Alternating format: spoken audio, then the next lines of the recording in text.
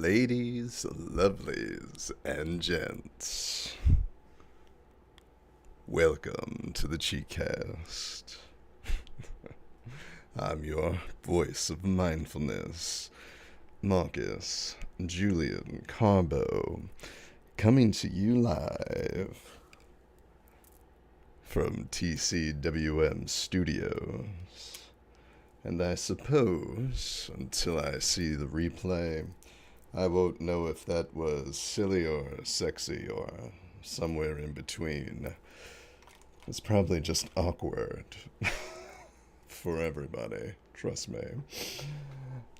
So, how is everyone's weekend? And a good start to, well, the last week of August, headed right in to those fall days, the return to school if you're not there already.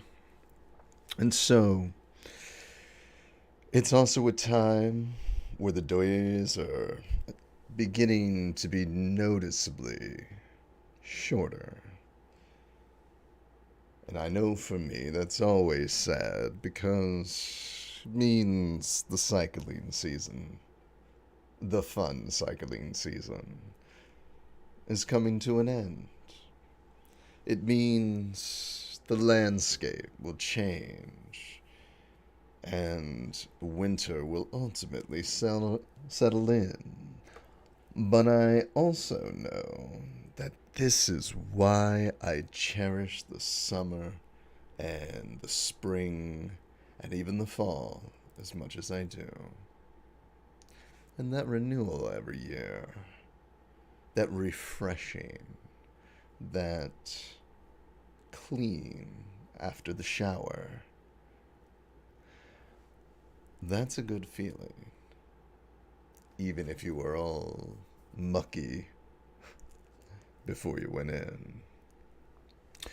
So, today, I am actually thinking about the GOAT himself,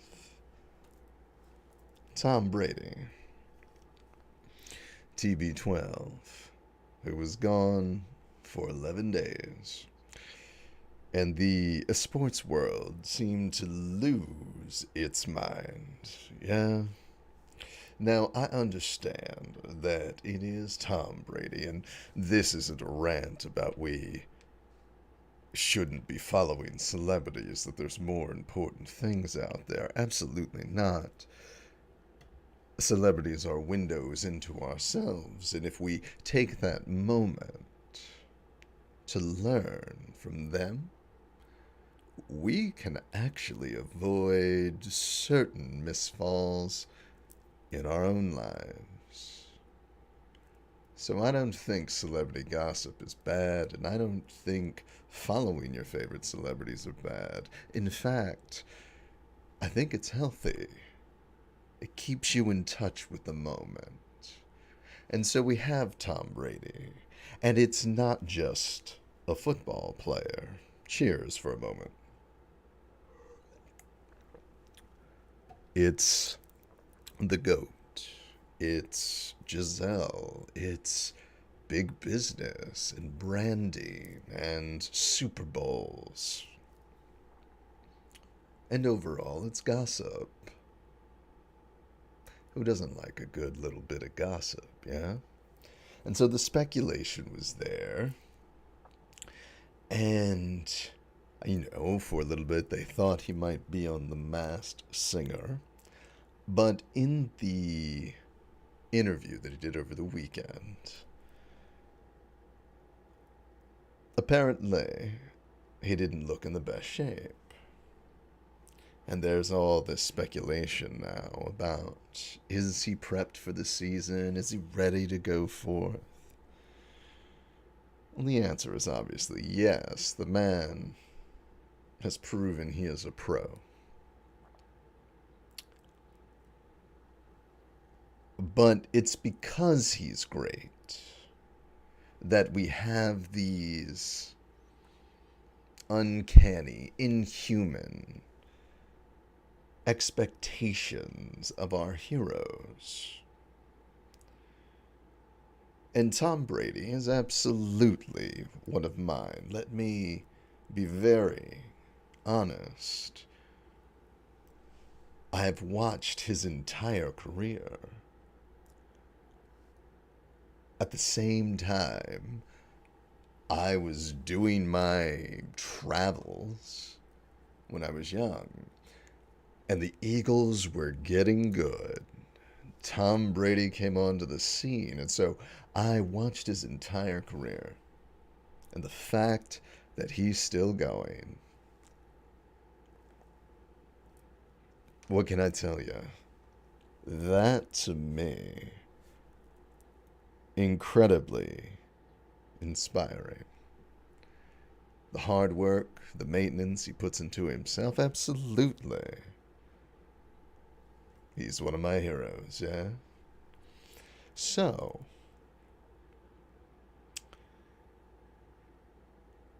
when it comes to these great people, when it comes to placing folks on a pedestal, it got me thinking, where else in our lives do we do this? In what other aspects do we allow someone else's ideas, someone else's personality, someone else's actions to influence us in a way that if we took a moment to ask the next question, as it were, we'd probably choose something else. Now, what do I mean by ask the next question? I'm sorry, I'm super dehydrated today. So, a little drink of water. Ah, and then a little cup of tea. Now, I hear tea is actually bad for the mic, so I now know I'll be using the extended warranty. Where were we? Yes. I don't want to make this a thing about cults of personality, but there are many of us, myself included, who live in such a way, or at one time, where we allowed ourselves to get wrapped up in a moment. We lost ourselves in a person, in a goal, in a place, in an achievement. And I want to hear from you when that's come up, when that's been a thing. We're going to check in on our Facebook crew here as I welcome everybody in and say hi. Be sure to like, share, and subscribe as we encroach 300 subscribers. Moving on, growing here on YouTube, and just broke over 600 on Facebook. So thank you guys for all your love, your shares, and be sure to continue spreading some light into the shadows out there, giving that mindful touch for the rest of us, and keeping it moving. So, one thing to remember is that every rank, every position, every office, every achievement, every idea came from someone very similar to you. Now, I say very. There are differences where you're born, where you're educated, what point in history you appear in each other's timeline. But setting that aside for a moment, you're both human, you're both operating And so, if someone is achieving more, being more, seeming to excel beyond their expectations, and we sit and we wow at that, we say, can I ever achieve that? Could I, myself, ever be that? And the answer is no. You, as you exist in that moment, will say, absolutely not. But you, in the moments in the future, that you, in fact, may reach that level. Perhaps not Tom Brady, but here's the interesting thing. As we get better at something, we get the insights as to what our limitations allow us to do. And then we understand what we're aiming for. Then we understand, within our own limitations, what we should be strengthening or focusing on or concentrating on or having fun with. Let us not forget why we do what we do. So, it's all in a practice, and mistakes happen. Let's not forget old Tom Brady, goat that he is, makes various mistakes in games, and so he practices as hard as anyone, and maybe harder, trying to get it right, and yet he still makes mistakes.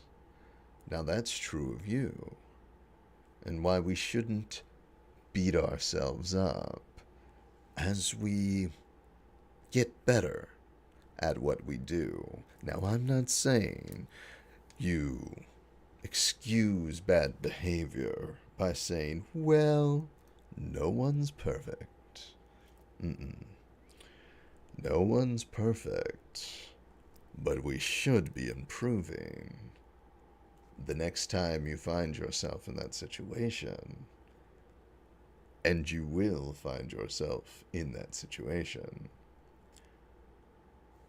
you'll know what to do. You'll be able to look back and make that more mindful decision. Well, listen, that's true of every guru and teacher and rabbi and imam and priest and monk. That's true of the prophets and the greats and the lows and the highs, the rich, the poor, and everyone in between. And so, why then would we give our power away to someone else? Why then would we externalize our power to some person in a status in an office, regardless of what that may be? Perhaps LeBron James or a politician. And suddenly, we find ourselves adopting someone else's ideas. We find ourselves adopting someone else's goals, sacrificing our own, sacrificing ourselves, sacrificing our interests. How often do we hear that? Sometimes you have to sacrifice your own interests to make the world a better place. Well, how is the world a better place if it doesn't have your interests in mind? That would be the next question, see? And so just by that little insight, we can see the dangers of losing ourselves in the moment. We can see this in untested philosophies, or folks that act a certain way, perhaps holier than thou, or perhaps as a tough guy or gal, when clearly it's bluster, when clearly it's bravado. And if you've seen that before, heck, perhaps you've done it, or even better, you felt it inside you and pulled it back. Tell us down in the comments that first time we made a mistake, and the next time when we made it right. Yeah? I want to hear from you on that. And while you're down there, do be sure to like, to share, and subscribe to the channel. I just want to say again, thank you guys for getting us very close to that 300 subscriber mark. So cheers to you with the holiest of liquids, little H2O.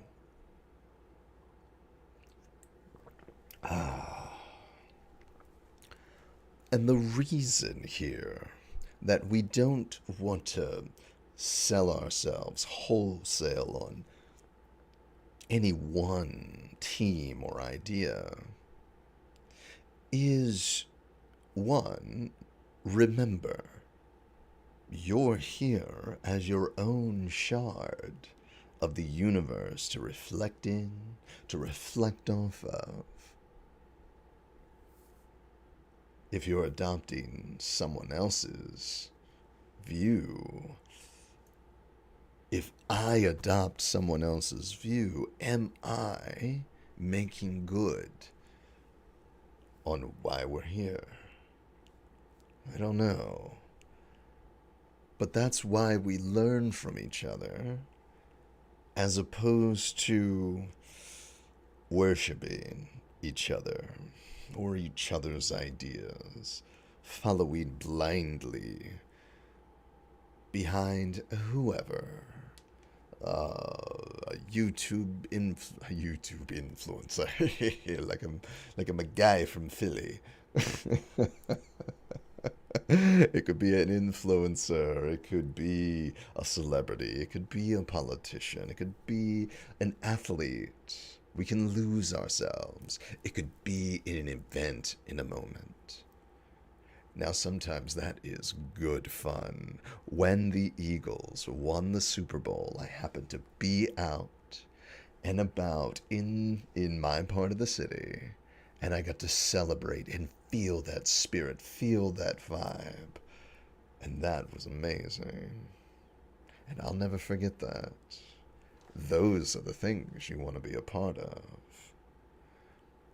But when we get lost in the craze of the moment, in the craze of the trend, well, what happens? Ultimately, we get caught up in all kind of hypocrisy. And it requires us to lose a part of ourselves. I'll give you a for instance. I have a very good friend. Very, very good friend. The kind of friend that when he or she or they appear, you drop everything and go. Very good friend. And you wouldn't think he was that good of a friend. We're not two peas in the pod. We seem to be on opposite sides of the world. He's a gruff, marine, conservative to a point. There are folks like him in movies that I've seen where I've sort of pointed at and been like, wow, did you write the character? Anyway, I'm just having a good time thinking about him. But one day he drops in on the city and he comes, picks me up, And he says, "Oh, we gotta go to the gun shop." All right, let's go to the gun shop. Now, while we're there, something to fill something in. I had just gone to a retreat that weekend in which I had had my mind blown and gotten in touch with my practice in a way that I had never felt before. And so, I was feeling very charitable, almost childlike, as I prepared to do some insane things at the end of the summer. And so, in the gun shop, he was having a hard time finding weapons. And so, they said, yeah, since the election of our current president, they've been flying off the shelves. Can't even keep them in stock. And the other person behind the counter said, yeah, it was like this when Obama got into office. And understand, I was in a very childish place at this moment. In my thinking, I was in a very open moment because of how close to my practice I had gotten. This was still within the first 24, 48 hours. And I asked very innocently, wow, you must love it when a Democrat gets into office. It got very, very awkward and silent at that moment. But I was thinking, from a business perspective, every time a Democrat gets into office, your sales go up. And that's a good thing for your business. Ergo, you must like it when a Democrat gets into office. It did make for an awkward moment, and I just went about my business and wandered about the store, and it wasn't until later that I realized what I had said. Ah, and why things got so awkward.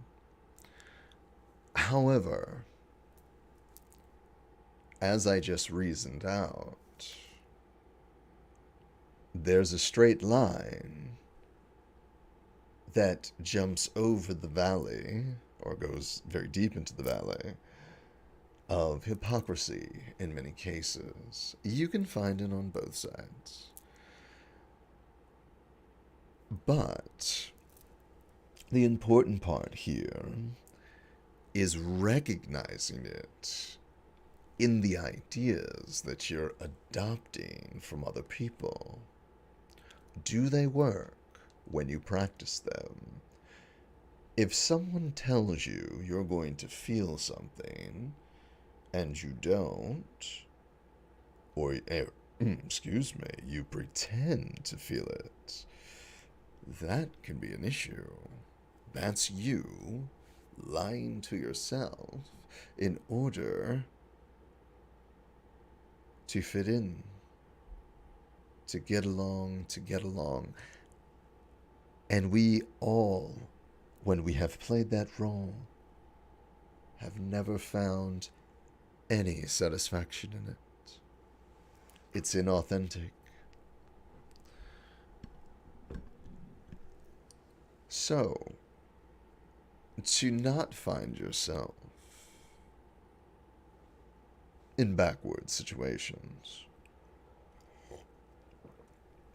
we have to find teachers, we have to find folks that are authentic to model ourselves after. But you may say, how do I know? And that's a good question. But here's this thing. that I want you to ask in this question. If you're going to rely on this person to guide you out of whatever funk or problem or depression or moments you find yourself in, how can you trust yourself to know that this person is trustworthy? That's a serious question. But it is a very easy answer. If you go to pancake school, and on day one, you begin mixing batter and flipping flapjacks, that's pretty authentic. Then we can get into, at least we're making pancakes. But if you show up to the pancake school and there are sewing machines and fabric, and they want you to put things together, and after a certain amount of socks that you sew will allow you into the flapjack class, that's not authentic. If someone is selling you a fitness program and they don't have super fit clientele, that could be a thing, or they themselves don't seem to take care of themselves, is that authentic? Now, I'm not saying that they have to be super fit. Henry Cavill plays Superman, formerly Superman at least. Perhaps, hopefully not. His trainer, well, he doesn't look like Henry Cavill. He's an older fellow, but he's very lean. He's in good shape. And so I would trust a guy like that to guide my nutrition, to guide my workout. Especially if the understanding is he's going to push me to my limits, not his. Very important. When you start to teach, know where your folks in the room are at, yeah?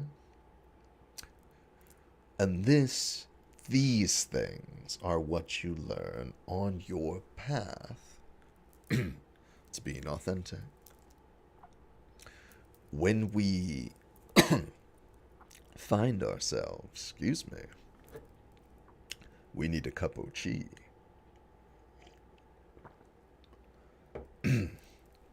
When we find ourselves giving someone too much esteem, we give away our own power. We forget, again, that we are not some hapless victim of the universe, but the universe itself acting upon itself, a will of its own within a world of wills. And there's the game, right there. So how do we get there? How do we get to a point where we can trust ourselves? Luckily, that one is easy. We simply observe. We sit back. We allow things to manifest, like watching Bob Ross paint, or watching an offensive line step into place so the running back can get through. Either way, you have to sit back, be patient, and allow the situation to play out. And if a turn comes up that you need to play, then you'll know exactly the right move to make. And if you have to skip a turn, well, listen, that'll be apparent. You'll know that one right away. Like I said, observation, looking within, finding your true beliefs, your beliefs, the ones you've tested. Release, not release. Instead, test the beliefs that you've never tested. Don't just accept. Don't just say, yeah. No, test it. Sit with it. Think about it. Look at it from the other side. Look at it, more importantly, from the other side with your information. You've got the insider trade. You could tell the other side what they need to know if you just took your ideas and sat with theirs. But you do that. And that's your ace in the hole in any situation in order to be authentic. Balancing. Usually what boils down to two arguments. Finding that middle road and being the example. And what you find is you don't need that teacher, that guru, that person to follow, because you accidentally, purposefully find yourself on the path you were looking for, because there you are, practicing. Thank you for joining me, as always, on the ChiCast. I'm your voice of mindfulness, Marcus, a Julian Carbo, here at TCWM Studios in your city of brotherly love. Be sure to like, share, subscribe to the channel. Once again, we're almost at 300 subscribers, and we're getting there faster than I thought. So thank you to our new audience that has just jumped on. Join us in the comments section to keep the conversation going as we learn about your mindful improvements or your observations when you're being truthful to yourself. Keep it mindful, keep it loving, and keep it within you as you speak to others, yeah?